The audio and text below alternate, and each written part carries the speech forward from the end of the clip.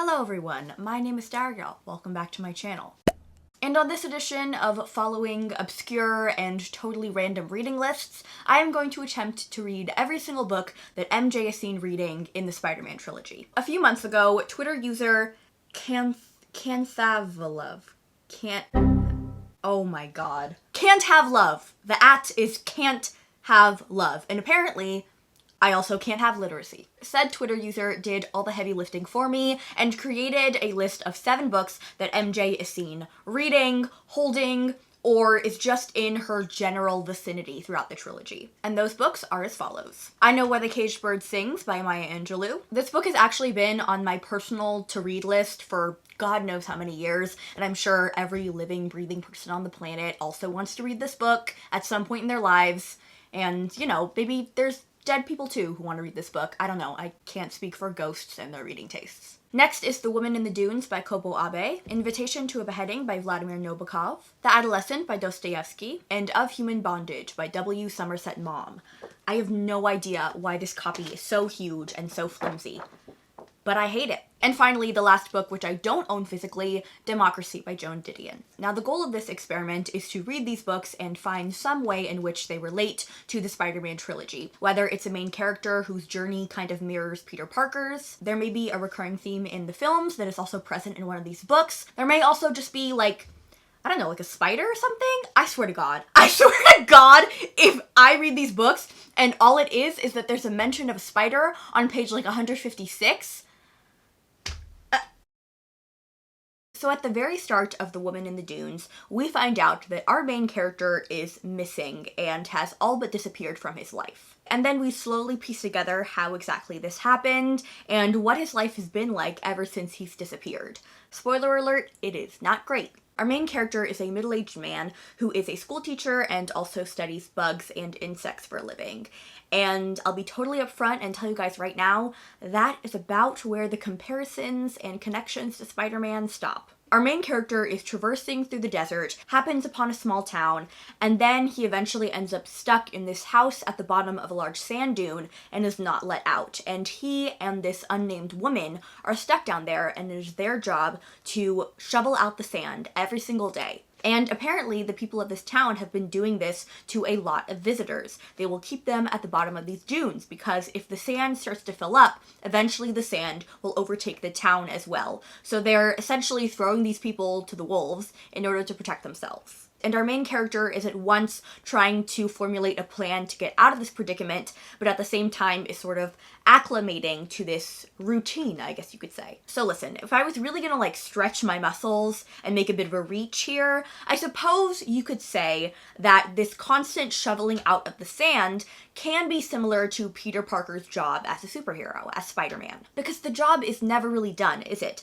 Every single time that Peter defeats some foe, another one pops up, or several pop up to replace them. His job is never done because there are always going to be people taking advantage of others and trying to hurt other people to get what they want. Similarly to this book. And similarly to the man in this book shoveling the sand, Peter Parker, he's doing thankless work, a job that needs to get done, but that no one really appreciates you for. I don't know if that makes sense, it really was a reach, but besides the fact that the main character studies bugs for a living, and you know, Spider-Man, there really wasn't a connection that I was seeing. However, I believe that my senior year AP Lit teacher would be very proud of the connection that I just drew.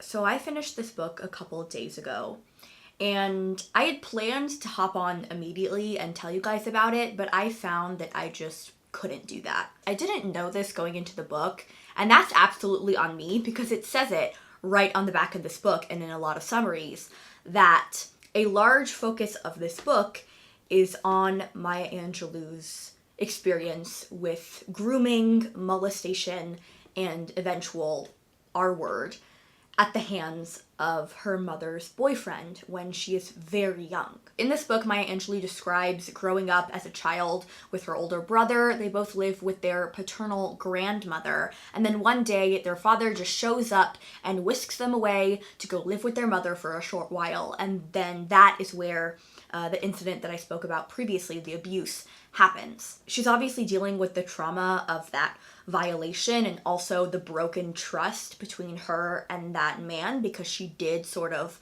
look up to him and care about him and thought that he felt the same way about her. This book is told in a chronological way, so we're following Maya from the time she's like 8, I believe, up until like her teenage years. And throughout that time, she will hand select certain events that were of great importance to her. For example, there's one chapter where she talks about meeting her closest girlfriend and how important that relationship was to her. There's another shorter chapter where she's talking about, I believe, a famous wrestler or boxer, a black man who was defending his title against a white opponent, and her entire town is just waiting around radios and televisions and listening to this wrestling match, not even because they necessarily care about the sport, but because this match is kind of like indicative of race relations in the country, and they know that if this black wrestler boxer, like I said, I'm not sure, loses the fight, then white people will use that as an excuse to continue to look down on black people and stereotype them and discriminate against them and physically harm them. I don't want to give too much away.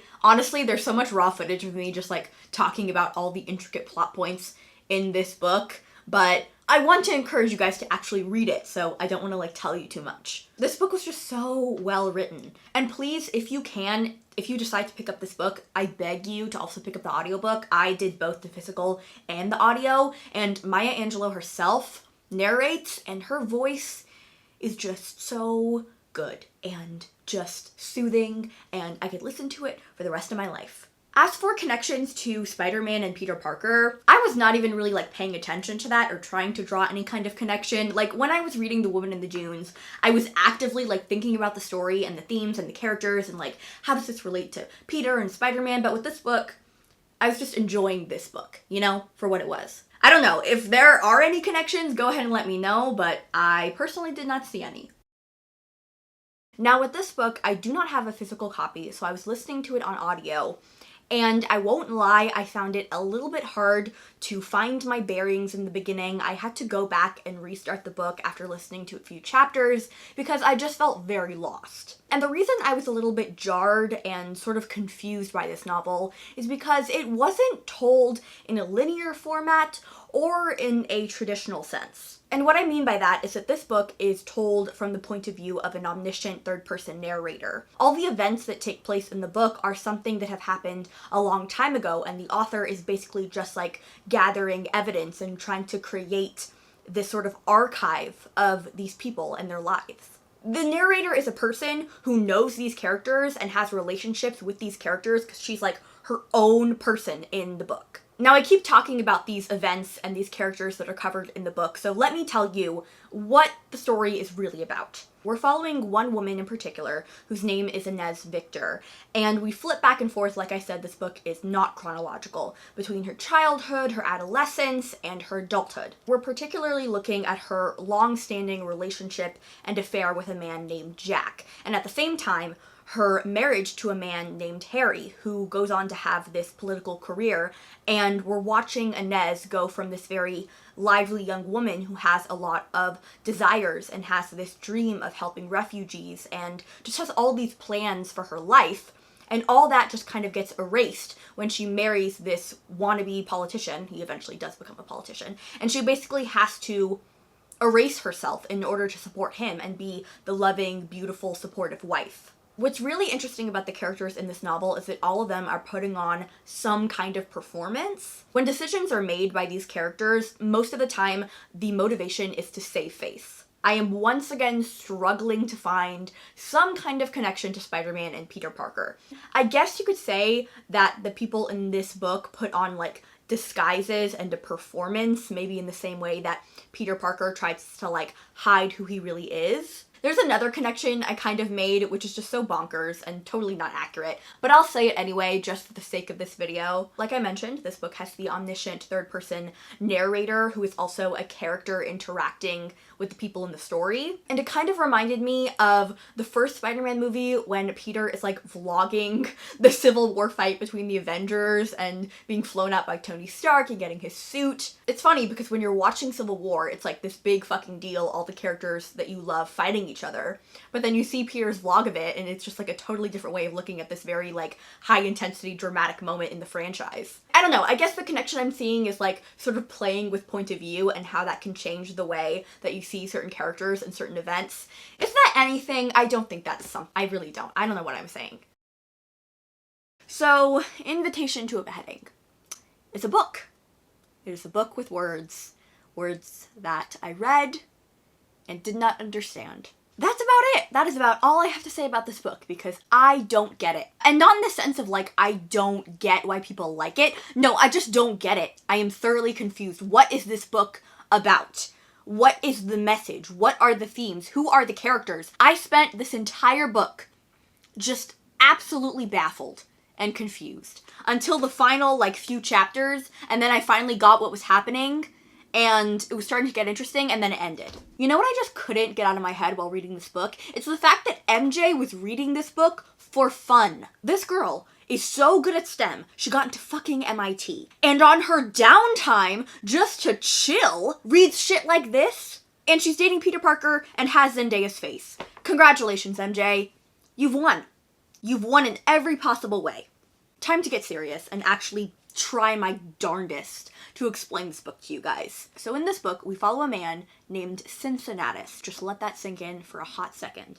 You got it? You good? It sunk in? Okay, good. Let's move on. So Cincinnatus has been imprisoned for a crime that does not exist. Like, the crime, what it's called, doesn't mean anything. The words have no meaning. And on top of that, no one can actually explain what he did wrong, and yet everyone in his life is telling him to repent and say that he is guilty, but neither Cincinnatus nor the reader knows what the fuck he's in trouble for. And I guess that is just kind of the point. The government or the powers that be really need no reason to throw Cincinnatus in jail. They just did it because he is a free thinker and he has an imagination. And the entire time, Cincinnatus just has no idea when he's going to be killed, when he's going to be sent to this beheading in the title. And he's just desperately, throughout the entire book, trying to figure out when he's going to be executed. There are also a lot of like wacky, zany characters that Cincinnatus will interact with, like his lawyer or the jailer, and they are not even like really people with full-fledged personalities. They are just caricatures of people. No, they're caricatures of caricatures. I don't want to spoil the ending of this book for you guys in case you want to read it, but then again, I don't really recommend it. So you know what? Fuck it. Basically, at the end of this book, Cincinnatus is being taken to his beheading, and then suddenly he realizes that all these people and everything around him is just in his mind. And then he just kind of walks off, and that's the end. It's basically the book equivalent of that trope, it was a dream the whole time, and then the main character woke up at the end. So that is a summary of the book. Those are my thoughts on the book.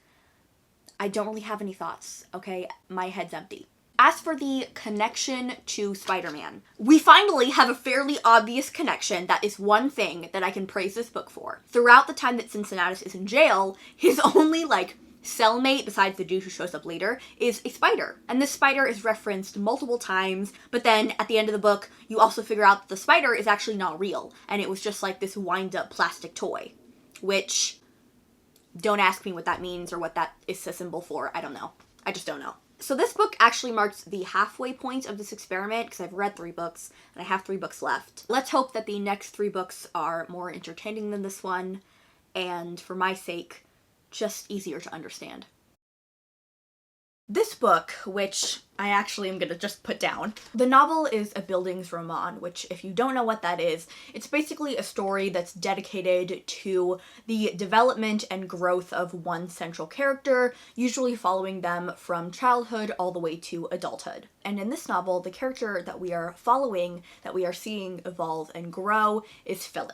And Philip has it rough, okay? The very first chapter, his mother gets ill and then immediately dies, and he is entrusted to his aunt and uncle. So obviously, right off the bat, we're seeing the plot and narrative similarities to Spider-Man. And Peter Parker's story in the Spider-Man trilogy, while it's not a classic Bildungsroman narrative in that we're not following him from when he's a child up until his 40s or 50s. We do, however, get to follow Peter Parker's growth as Spider-Man. Like in the first movie, we start off and he's almost this very doe-eyed, naive kid. He wants to take on the world and be an Avenger. He just doesn't really understand the toll of being a superhero. And in the second movie, he's dealing with grief after having lost a father figure and a role model in his life, and he then attaches to another father type figure only to have that sort of blow up in his face, and he's betrayed. And the movie's really important for Peter's like individual development, but also his development as Spider-Man. And then in the latest installment in No Way Home, I don't want to spoil it, even though I'm pretty sure the entire world has seen that film by now, Peter just gets slammed into the fucking dirt over and over again.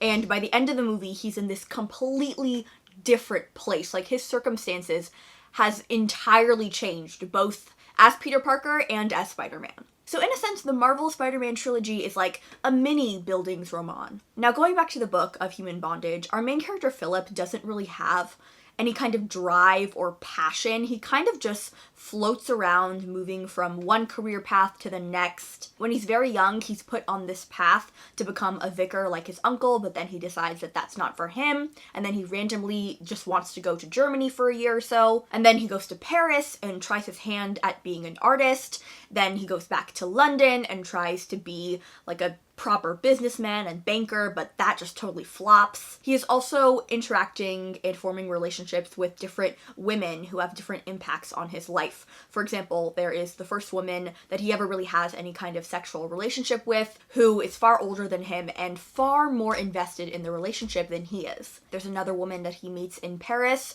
who, once again, is entirely in love with him, but Philip sees her more as just like a friend and companion. And then eventually he meets a woman named Mildred who he just falls head over heels in love with, to the point of like obsession, and their relationship and dynamic is just really unhealthy and toxic both ways. The book was engaging. There were definitely some storylines that I enjoyed more than others. For example, Philip's entire time spent in Paris was so engaging. All the people that he met were incredibly intriguing, and the relationships that he formed, I think, really helped his character to develop. However, this book is just way, way too long. The author could have easily cut 200 pages and nothing would have changed, and I honestly think he probably should have. No matter how engaging your story is, no matter how well written it is, at some point you just gotta stop. You gotta put the pen down, you gotta stop clicking on the keyboard. I'm willing to forgive Somerset Maugham because I believe he was writing during a time where writers were paid by the word,